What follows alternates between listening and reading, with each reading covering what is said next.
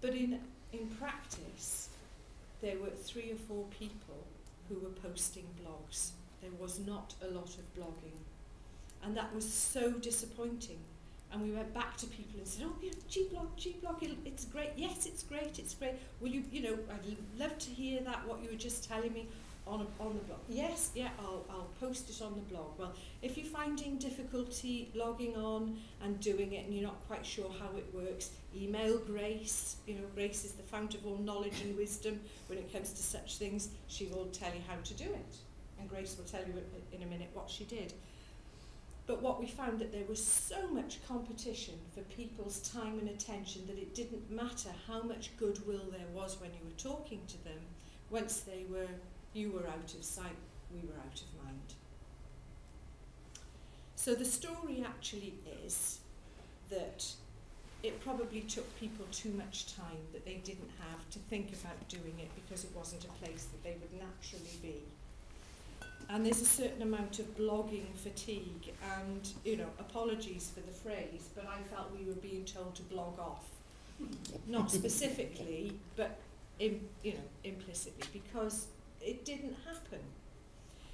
There's so many blogs that people can go on, LinkedIn, Facebook, Twitter, all of these things that they've got there already, their network is on it, and to suddenly put in something else that requires an effort is it's just 5 minutes too far. In terms of the academics, I was warned about this, I have to say, by our team in Commercial Services Office who were trying to get them to work with businesses and do all of this, that academics are actually sometimes unwilling, most of the time unable to get involved unless you put a humongous amount of time and nagging and activity into it.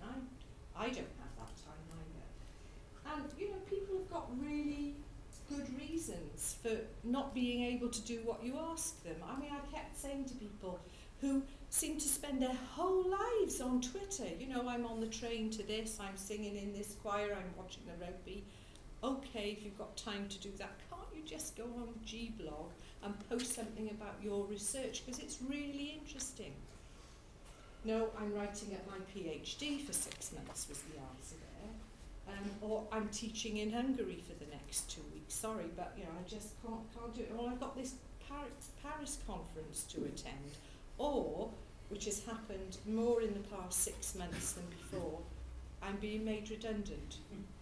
The huge changes, particularly in the business school, have had a great impact on all of this because people's time and attention has been completely diverted. I did some research with the businesses, and what they told me is that they read the blog but they don't post on it.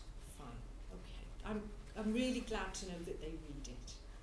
I wish they'd post, but if they read it, it's okay. And the mainstay of the blog has been Grace and her husband Tim. They run separate businesses in GTI, very technically capable, lots of information about what's coming out of Microsoft, what the next generation of antivirus software is, and other things as well about astronomy and all sorts of things, the world of the virtual assistant, lots of resources. And people are reading this and really enjoying it, and they're going off and talking to Tim and about other things, and that's good, but I don't know that unless I keep asking. Grace is going to tell us some of the things that she did to try and promote people to take part in this. Grace, do you want to tell us some of the things that you worked really hard to do? Good morning, everybody. My name's Grace Long, and I run separately Live Assistant Business Solutions, which is a part of the GTI Incubation Center. I am a virtual assistant, but I'm here physically. Anyway, what have I done to promote and encourage participation in G-blog? Lots. I posted how-to articles, short of teaching your grandmother how to suck eggs. But I don't know how to blog. They said, I don't know what to blog about, and you just sort of talk them through what is it in your business that seems to be interesting, blog about it, and then we'll be able, hopefully, encourage comments from other people who might be interested in the same interests you have. But no can do. Little how-to articles, and then the issuance of usernames and passwords. I've issued it when they expressed interest to participate, but they got the username and password, but there's no blog coming up or no comment at all. And I ask again, did you lose your username and password? I'll gladly email it all back to you, or you can set up your new password if you like. And they said, okay. Still, the personalized emails to send them all their usernames and passwords, or sometimes I give them a phone call. What's going on? And have you forgotten about Gblog, please? Please, we need more of your participation. And I said, oh, I'm too busy. I really don't know how to blog. If you wish, I'd come to your office and I'll help you. I said, no, I don't have time. So those are the normal answers I get. And then, of course, other potential participants, I've also sent them special emails to say which username would you like, and then I'll then issue your passwords. And then they said, don't have time. So those are the things that we are up against with reference to participation and of other businesses. The academics, I also tried talking to some of the academics, but that's more of Pam's remit, but still, those that I know at least in the areas that might be quite useful, and some who attended some of our network events. And I said to them, what you just said is going to be great for the blog. And I said, can I get a copy of whatever it is you wish to blog, and I'll post it. Yeah, I'll send it to you. Didn't happen either. So there you go. That's a flavor of what I've come across. Thanks, Grace. Thank you. So as you can see, it's a bit of an uphill struggle. However, it's not all bad. I wouldn't want you to get the idea that it's all totally negative, because we've been doing this, we have made links with academics that we wouldn't perhaps have discovered.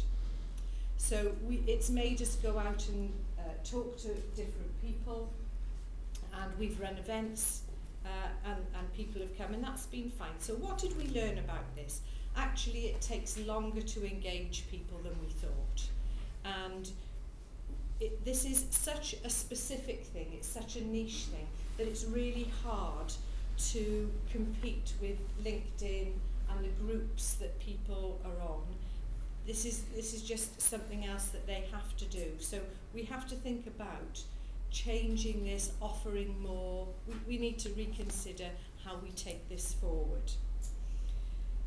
I've also learned that academics are great at becoming completely invisible when they don't need you to send a student along to do some research on small businesses. You know, they're there and we're always very helpful and we always help them, but you know, they just disappear off the face of the earth when you actually need them, some of them anyway.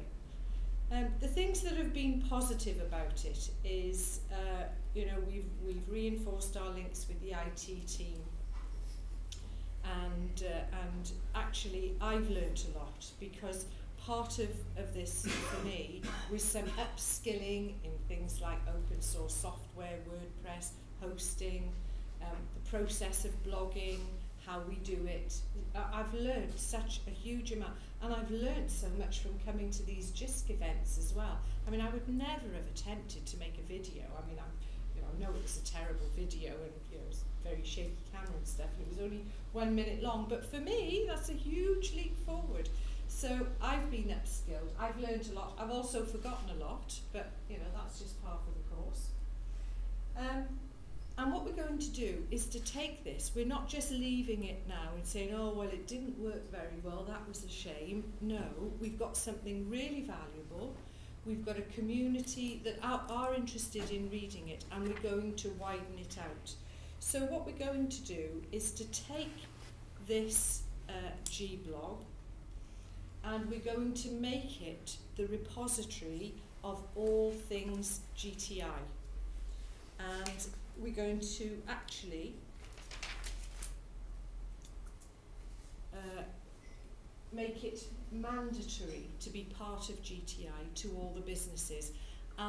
This is sort of dovetailed now with a new opportunity we've got. There's lots of changes going on in the business school.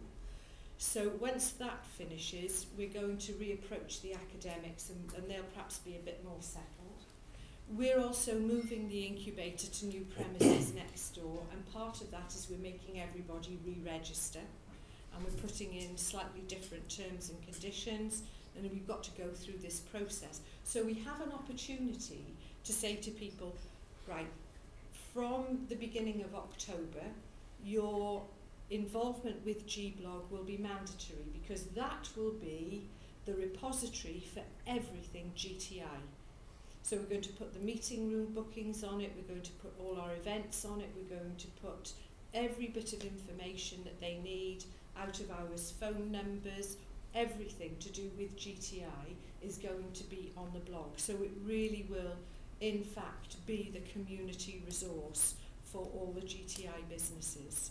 So we're really pleased that we've been through the process, and we will still go on trying to make it the listening zone between academics and the businesses and the other local SMEs.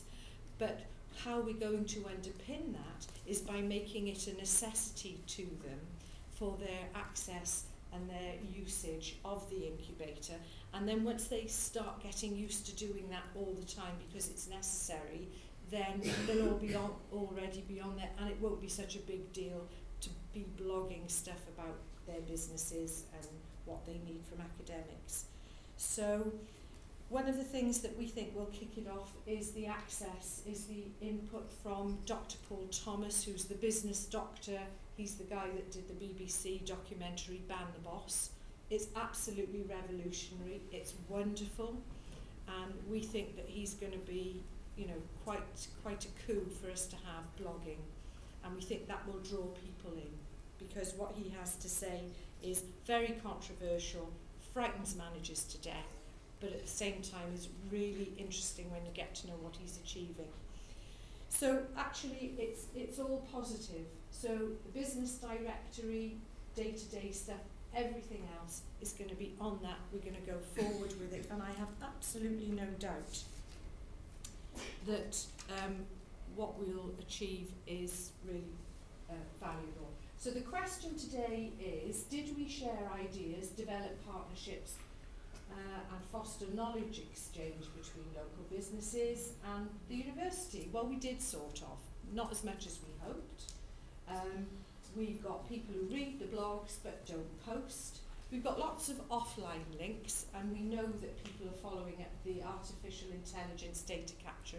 That's barcoding and radio tagging. We've got a sushi company that we support, and they went through that agency for all the barcoding on the sushi packs. Brilliant. Centre for Electronic Product Engineering, yeah, we've got all of that going on as well. So we know that's working. We will have more quality posts, but we've already got a good reputation for what is on there is good. It's not trivial, it's interesting. And we are going to continue with the process. So all in all, I think it's been positive, because what we've learnt is what will inform what we do. We'll continue, and we're very pleased that we started.